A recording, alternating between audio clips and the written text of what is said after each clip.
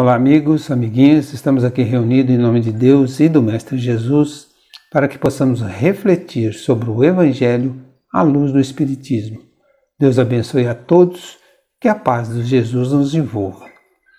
Para o nosso Evangelho Dominical, Evangelho de Jesus segundo o Espiritismo, estamos no capítulo 17. Sede perfeitos. E vamos lá no item 7. Instruções dos Espíritos. O dever. Item 7. O dever é a obrigação moral da criatura para consigo mesma, primeiro e em seguida para com os outros. O dever é a lei da vida. Com ele deparamos nas mais ínfimas particularidades, como nos atos mais elevados.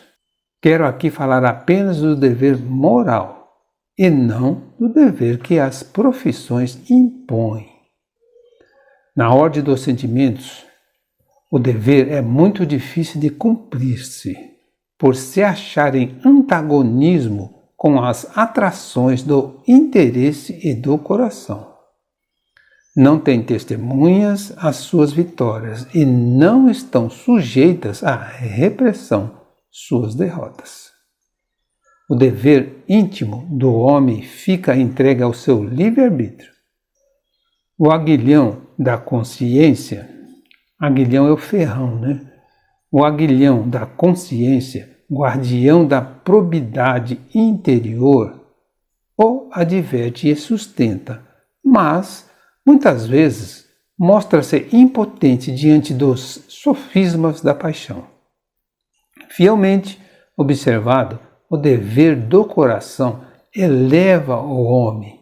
Como determiná-lo, porém, com exatidão? Onde começa ele? Onde termina? O dever principia para cada um de vós exatamente no ponto em que começais a felicidade ou a tranquilidade do vosso próximo. Acaba no limite que não desejais ninguém transponha com relação a vós. Então, qual o verdadeiro sentido do dever? Dever é a obrigação moral da criatura para com Deus, para consigo mesma e para com o próximo.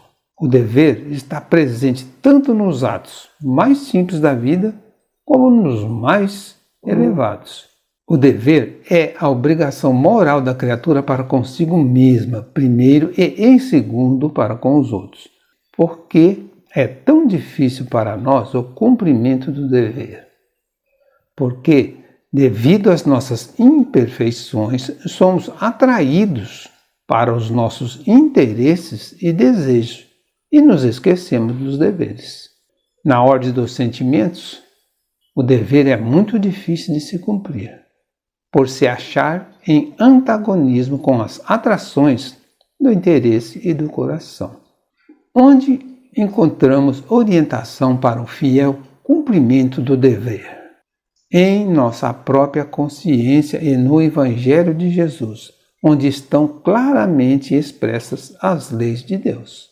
O aguilhão da consciência, guardião da probidade interior, o adverte e sustenta, mas, por vezes, mostra-se impotente diante do sofisma da paixão. Onde começa e termina o dever? O dever principia sempre para cada um de vós do ponto em que ameaçais a felicidade ou a tranquilidade do vosso próximo. Acaba no limite que não desejais ninguém transponha com relação a vós. O direito de cada um termina onde começa o do próximo. Deus criou todos os homens iguais para a dor, pequenos ou grandes, ignorantes ou instruídos. Sofrem todos pelas mesmas causas, a fim de que cada um julgue em sã consciência o mal que pode fazer. Com relação ao bem infinitamente vário nas suas expressões, não é o mesmo critério. A igualdade em face da dor é uma sublime providência de Deus, que quer que todos os seus filhos, instruídos pela experiência comum, não pratiquem o mal, alegando ignorância de seus efeitos. O dever é o resumo prático de todas as especulações morais. É uma bravura da alma que enfrenta as angústias da luta. É austero e brando, pronto a dobrar-se às mais diversas complicações. Conserva-se inflexível diante das suas tentações. O homem que cumpre o seu dever ama a Deus mais do que as criaturas e ama as criaturas mais do que a si mesmo.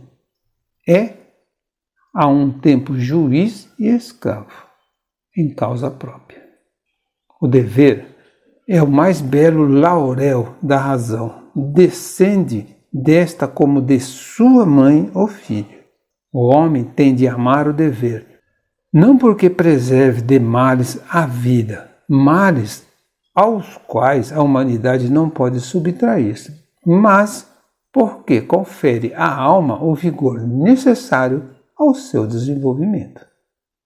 O dever cresce e irradia sobre mais elevada forma em cada um dos estágios superiores da humanidade. Jamais cessa a obrigação moral da criatura para com Deus.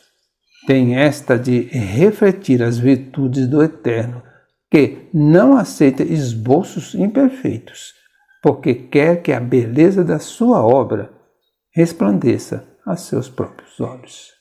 Lázaro, Paris, 1863. É importante revermos todos os dias os nossos atos? Sim, pois sabemos que o bom proceder é motivo de elevação espiritual e não apenas defesa contra o mal. O homem que cumpre seu dever ama a Deus mais que as criaturas e ama as criaturas mais do que a si mesmo. O que nos obriga ao cumprimento do dever? Os deveres sociais, profissionais e legais nos são impostos pelas leis e costumes sociais. Os deveres morais nos são impostos pela nossa consciência e a vontade de sermos unos com Deus. O amor ao dever confere à alma o vigor necessário ao seu desenvolvimento. Jamais cessa a obrigação moral da criatura para com Deus. Conclusão. Dever é a obrigação moral da criatura para com Deus, consigo mesma e com o próximo. Consiste na prática do bem de maneira permanente e progressiva. Encerramos aqui uma parte do capítulo 17. Sede perfeitos. Senhor meu Deus e meu Pai, eu te agradeço por tudo o que tens feito em minha vida, pela alegria de viver, por minha família, pelos meus amigos, pelo ar que respiro e pelos dons que me deste. Um bom domingo a todos. Que Jesus nos abençoe sempre.